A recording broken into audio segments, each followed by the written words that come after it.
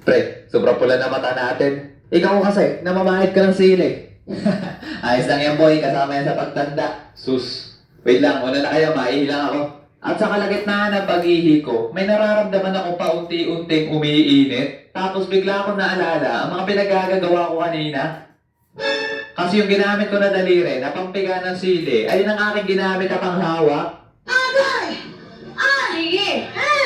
Grabe, sobrang init. Dinaig pa yung balisaw-saw. Tapos mahigit 1 oras pa bago mawala. Kaya sobrang tagal kong hindi mapakali. Talaga naman tinawanan ako ng tinawanan ng mga tropa ko ng mga oras na yon. At simula nun, doon ko lang napagtanto na karma is real. Isa ba kayo sa may ingay sa room nyo sa tuwing naalis ang inyong teacher? Kasi isa kami doon, ang grupong laman lagi ng noisy. Pero syempre, hindi lang kami. Kasi halos lahat kaming nasa room ay may kanya-kanya mundo sa tuwing naalis ang aming teacher. Talaga naman kung makapagsalita ay parang nasa kabilang bundok ang mga kausap. Naandyan yung mga nangihingi ng pang-makeup. Okay, sino sa inyong may pulbo? Mga marites na nagchichikahan.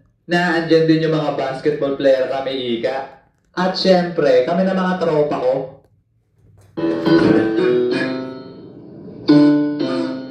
Sobrang guwapo. Sumisit. Mr. Noodle. Yeah, sure, yeah. Yeah, yeah, yeah. Tapos to. Ala, ala. Ala,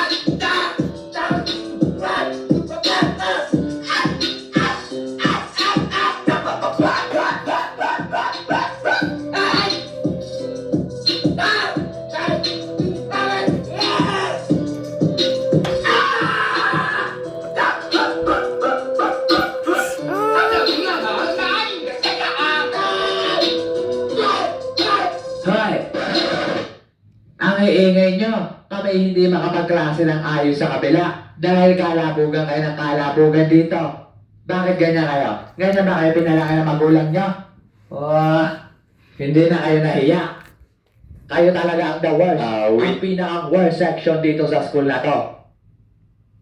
FF bago ang lahat, para sa mga hindi pa nakakapag-subscribe, abay subscribe na. Malapit ng Pasko, papasko nyo na sa akin. At meron na nga rin pala tayong Instagram. Kaya kung meron kayong fan art, pwede nyo dyang ipasa para maisama natin yan sa ating susunod na animation. So yun muna mga R. At dahil